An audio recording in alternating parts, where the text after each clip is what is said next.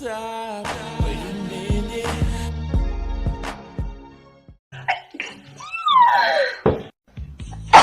Ooh.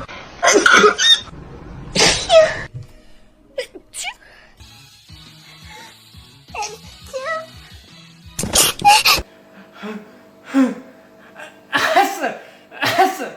Bless you. Thank you.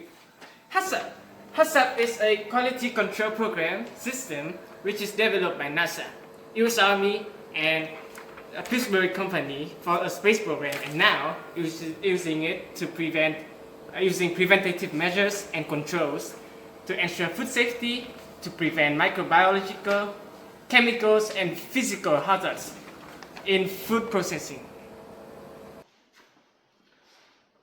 So let me explain a bit more about HACCP or HACCP. So HACCP can be applied in all segments in the food industry, and it is based on 7 key principles.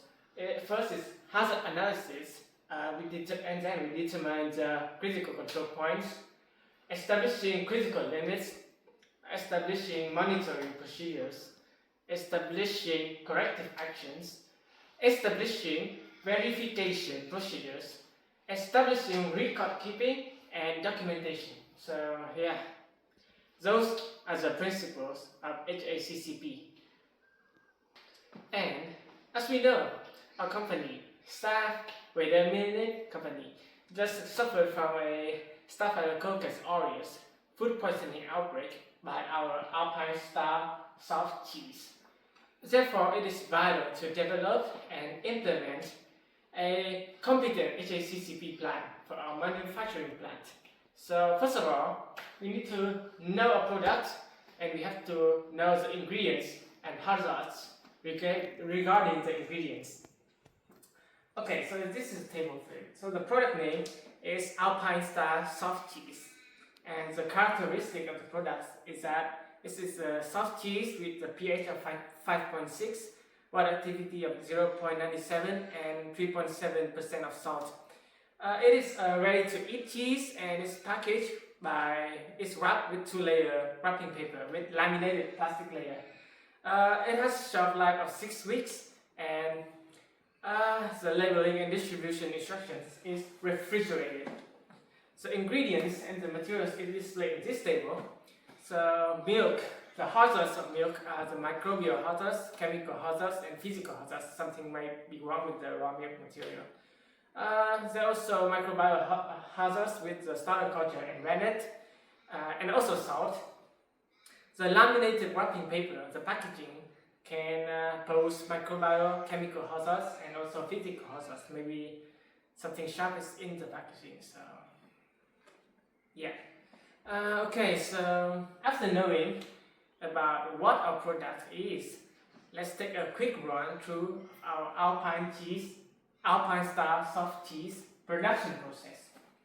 First of all, we have to receive the raw milk from a trusted farm, even though it may be not so trusted anymore.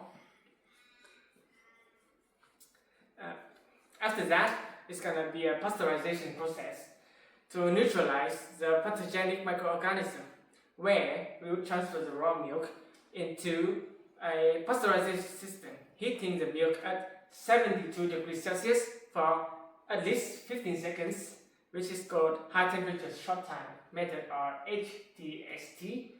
We're gonna get the milk cool down quickly, and then mildly heat the milk back up a bit at around 30 degrees, 38 degrees to after starter culture, and let the mixture rest for an additional hour for the culture to work at a good temperature, 38 degrees Celsius.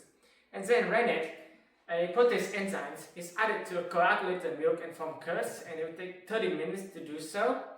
The curd is then separated from the whey, which will go to a different storage tank, and the curds will be pressed and molded into compact mass, which are eventually cheese wheels.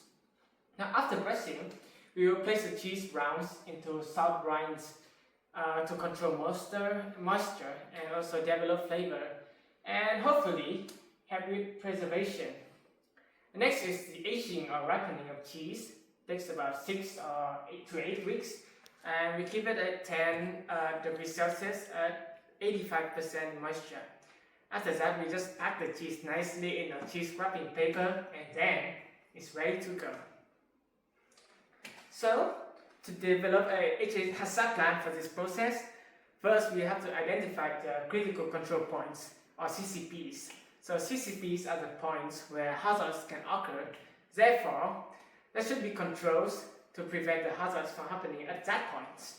Then, we need to set critical limits, which are maximum or minimum value, which a parameter must be controlled at the CCPs. In our process flow, we identify these CCPs. First CCP should be for receiving the raw milk, because the hazard is at the raw milk might be heavily contaminated already with Staphylococcus aureus, and that's a big no-no. For the preventative measure and critical limits, we have to ask the supplier if the milk is contaminated, and whether if they pinky promised, and if they lie, we just gonna blame them for the no, not really. So we gotta test the milk and we supply, and we want the Staphylococcus content to be less than 500 CFU per milliliters. Okay, second CCP is pasteurization, which if it's not done properly, will cause survival of Staphylococcus aureus. The preventative measure is to check the heat plate and the temperature controller routinely, with the critical limits to be temperature at 72 degrees and 16 seconds. And the final CCP is at the aging process, where things can go badly. We have to keep the aging conditions right, with the temperatures at 10 degrees Celsius at 85% moisture, and also the products should be tested for Staphylococcus aureus right before packaging. So yeah, with the maximum limit of Staphylococcus aureus to be 100 CFU per grams, or else we reject the batch, but it has to be done. So that is for the HACCP asset.